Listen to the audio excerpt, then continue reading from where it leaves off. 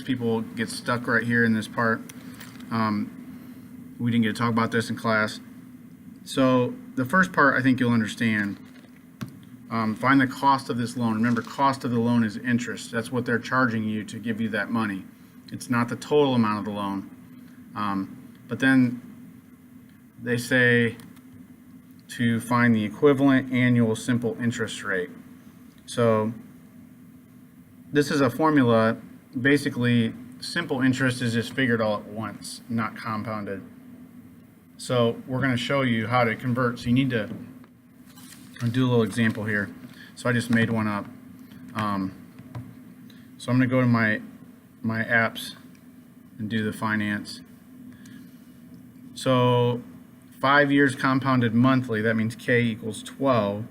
12 times 5 is 60, 5.2%. Present value 27,000. I already did this one, so you can see it's already on there, but I'm going to do alpha solve. So 34,997.45. That would be my total cost, what I'd have to pay back. And so I'm going to figure out how much interest there is. That's the cost of the loan. So I'm going to subtract 27,000. So that's my cost of my loan. That's my interest. This formula, CRN over 100 that's given there, basically interest equals principal, what you borrow, times rate, that divided by 100 just changes the rate to a decimal, times the time in years. So if I want to figure out 5.2 is actually a bigger rate than 5.2. I want to figure out what it is because it's compounded. So I have 27,000 times my rate times my time, and that equals 7997.45. Usually we figure that out on the other end. This is going to tell me I can take my 7997.45 and divide by 5, and then divide by 27,000. And that's going to give me 5.0592.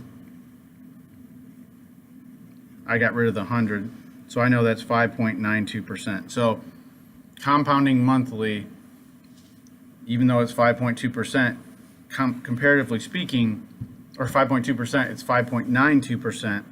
It's really a higher rate than 5.2 because of the monthly compounding. And it gets more complicated if you're paying it back 1 month at a time, but to figure out those equivalent rates, you can do that in an investment as well. So the compounded rate always works out to a higher simple rate. This is an older question. I haven't seen as many like that recently. Mostly they're doing the finance apps, but it is on your apps. So other helpful hints with your apps. Anytime it's a sequence problem, okay, decide if it's arithmetic or geometric first, and then write down the nth term formula, even if they don't ask for it. This one asks for it, so you're going to be finding it. But write it down, find out what it is before you try to answer other questions. So I'm not going to tell you if this is arithmetic or geometric, but whichever one it is, write down that formula, and then you'll use it in the problem. There are some problems in here that you can find out without using formulas. For instance, you're comparing 4 different ways to get your allowance. So there's 4 different sums, and you can do sequences as a series to add them up, or you can use common sense.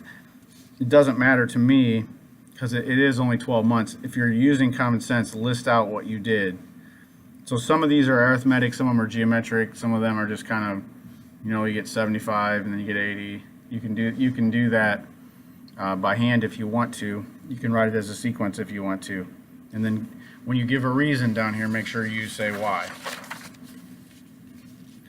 Other problems, growth and decay, they're always geometric. So even if they don't tell you that, use a geometric sequence formula. Number 4, we did several of these in class, but as soon as you see that it's geometric, write down the geometric formula, because you can plug in everything you know. You know the first term, you know what n is, you know what that nth term is. This is always the nth term. So that will help you solve for R. And then once you have R, you can find anything with sums, whatever.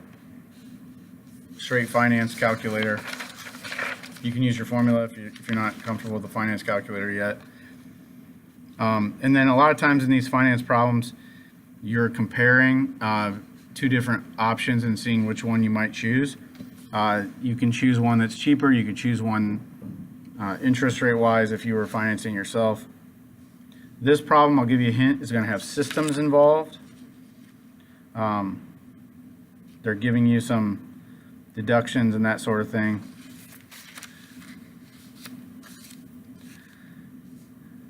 This is a growth and decay problem. Inflation rate is always geometric because you're multiplying by something. Remember that if something is inflating, it's getting bigger. So that's going to help you find your R value. It's like a growth rate. And then we have currency conversions. There's 2 other videos on currency conversions you can watch. This one, even those are sequences, you might be able to list out the terms and figure out your answer. It's up to you. And then the last question is a currency conversion. And so there's a buy and a sell. They sell it at different rates. But for any of these, like the buying rate is 1 Great British pound, they will buy at 11.38 KR. So you can get your fraction from this. If you were selling it, it would have been 1 Great British pound is 10.78 KR.